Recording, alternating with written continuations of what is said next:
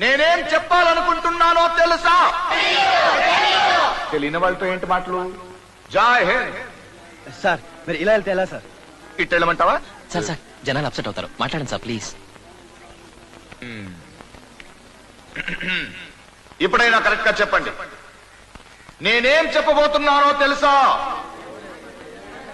తెలుసు తెలుసు తెలుసు. తెలిసిన వాళ్ళతో ఏంటి మాటలు?